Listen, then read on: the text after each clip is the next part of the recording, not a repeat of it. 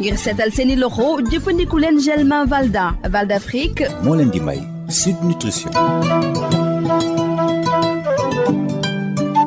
asalaamaaleykum mbokk déglukat yi docteur Bintou Cheikh Seck maa ngi lay nuyu. maa ngi lay fay Rosalie. tey lu ñuy waxtaanee mooy nu ñuy def ba surmonter suñu addiction ci suukar mooy suñu chronique numéro 295 docteur est-ce que mën nañu dëgg-dëgg am addiction ci suukar maanaam tàmm ko ba mënuñu ko bàyyi. loolu dafay am Rosalie bari na sax d'ailleurs te bu may wax suukar fii suukar bi nay wax mooy suukar bi nga xam ne dañ koy dolli ci suñu ñam ci suñu café yaak ak yeneen ak jus yaak yooyu boobu suukar ñu koy wax sucre ajouté wala sucre raffiné moom la ñuy wax ak ñam yi nga xam ñëpp ni dañu am suukar boobu muy soda yaak boisson yi maanaam gâteau yaak bonbon yaak chocolat yaak tàngal yi am na ay gëstu yuñ ci def ci maanaam ci wàllu science ba gis ni gis suukar boobu nit ki koy lekk daf koy indil maanaam lu neex dafay neex ci boppam ci yóor bi ba nga xamante ne yóor bi daf koy laajaat suukar boobu ba nga xam ne moom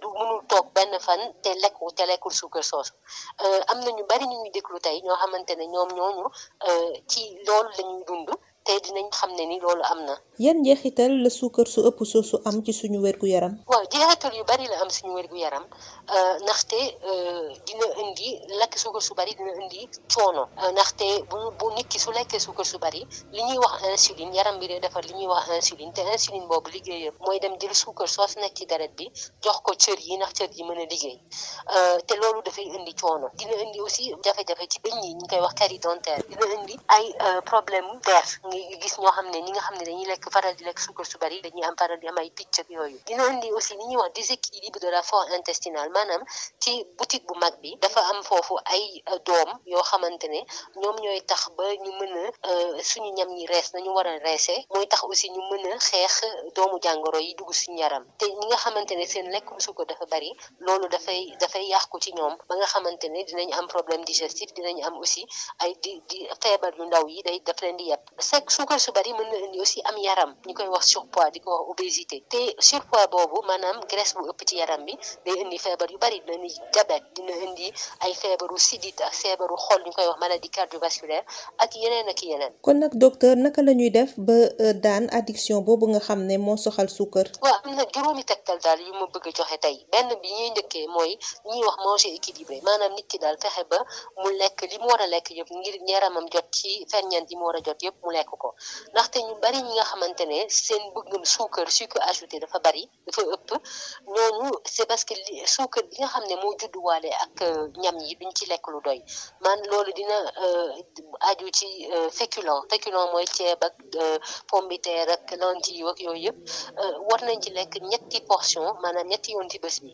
fruit dafa am suukar te mais sucre naturel la boo xam ne suñu yaram daf ko soxla te boobu war nañ ci lekk ñett ba ñeent ci bés bi te damay fàttali toujours rek suñu mbokku auditeurs yi que suñu suukar yi suñu fruit yi meññ ci suñu dëkk bi ñu koy ay solom ak ay sëddeem ak yooyu lépp fruit la ak am na suukar boo xam ne aussi moo judduwaale ci bépp xeetu soow meew ñu koy wax produit laitier boobu itam nee nañu mën nañ ci lekk ba ñett ci bés bi te loolu ku ko def dina wàññi soxla bi ñuy am ci suukar bi nga xam ne dañ ko dolli ci ñam yi ñaareelu tegtal bi mooy nañu fexe ba kër ga ak bureau ba foo xamante ne daal nit ki fa lay yendu daal wala fa lay fanaan bu mu fa denc ñam yooyu nga xamante ne dañoo bari suukar ndaxte fu mu jaar dina ci lekk te bu boobaa bu ko fa dencul mu war a dem jëndi ko wala mu war sax commandé ko dina tax moom dina ci mën a xalaat ba bàyyi bañ a lekk ñam yooyu ñetteelu tegtal bi mooy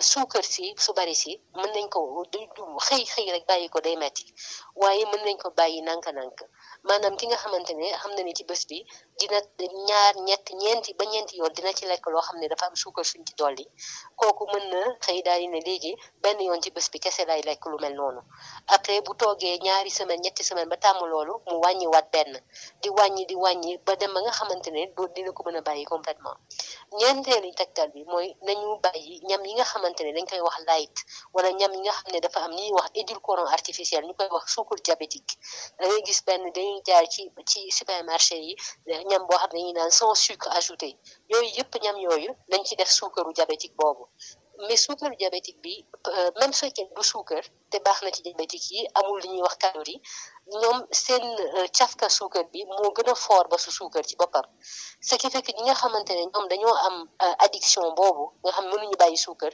daf leen di gën a bëggaloo suukar moo tax ñu ne dem li gën mooy ñu bàyyi yooyu édulcorant bi may mujjee nag tegtal bi mooy ki nga xamante ne moom mënu fexe ba bàyyi suukar na fexe bay tàggat yaramam lu ci gën a néew 3 yoon par semaine ci semaine bi lu tax parce que tàggat yaram dafay indi li ñuy wax plaisir maanaam day neexal suñu xol am na lu muy def ci yaram bi am na lu muy def ci yóor bi ba nga xamante ne xëy na bànneex bi ñu doon ut ci suukar si léegi bànneex boobu mi ngi jóge ci sport bi te loolu sax benn li ñuy wax bienfait la maanaam lu baax la ci sport mais xam nañu ni sport aussi tàggat yaram dafa baax ci lépp ci suñu dund. suñu page Facebook. mooy Sud Nutrition rek ngeen ñëw laaj ñu seen i laaj wax ñu ay thèmes yoo leen bëgg ñu waxtaanee ci Sud Nutrition te xam ne ni am nañu ay chronique vidéo ak audio yu nekk ci page bi. di gërëm Val d'Afrique di la jaajëfal docteur Bintou Cheikh Seck. jërëjëf Rosalie. ngir seetal seeni loxo jëfandiku leen gel main Valda Val d'Afrique. moo leen doon may Sud Nutrition.